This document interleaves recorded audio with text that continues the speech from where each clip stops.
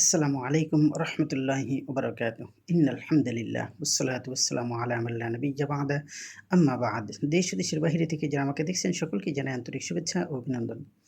সম্মানিত দর্শক শ্রোতা, অত্যন্ত গুরুত্বপূর্ণ একটি ভিডিও। সেটি হলো আল্লাহ রাব্বুল আলামিন কোরআনুল কারীমে বলেছেন, ওয়াল্লাযীনা ইয়াবীতুনা লিরাব্বিহিম সুজদাও ওয়া কিয়ামা।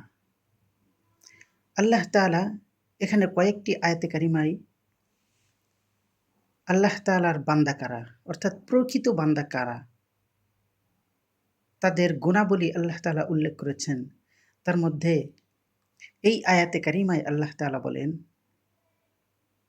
ওয়াল্লাযীনা ইয়াবীতুনা লিরাব্বিহিম সুজদাও ওয়া কিয়ামা।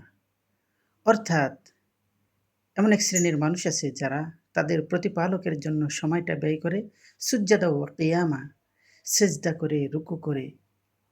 কতই না ভাগ্যবান তারা, যারা রুকু সেজদা করে সময়কে অতিবাহিত করে, অর্থাৎ মহান রবের ইবাদত বন্দেগীতে লিপ্ত থাকে, মশগুল থাকে। কতই না সৌভাগ্যবান তারা।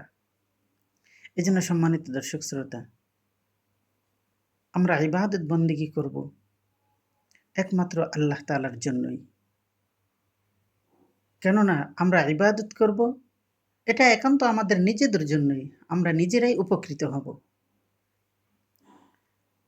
এজন্য আমাদের উচিত, আমাদের কর্তব্য হলো যে আল্লাহ তাআলা আমাদের যে নির্দেশগুলি দিয়েছেন, প্রিয় নবী সাল্লাল্লাহু আলাইহি ওয়াসাল্লাম যে সুন্নাতগুলি রেখে গিয়েছেন, তার উপরে আমাদের আমল করা।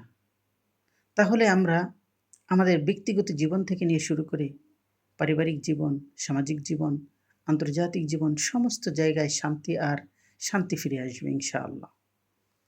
আল্লাহ রাব্বুল আলামিন আমাদেরকে একমাত্র তারই ইবাদত বন্দেগী করার তৌফিক দান করুন। ইখলাসের সাথে আল্লাহ তাআলা ইবাদত বন্দেগী করার তৌফিক দান করুন। আমিন। আসসালামু আলাইকুম ওয়া রাহমাতুল্লাহি ওয়া বারাকাতুহু।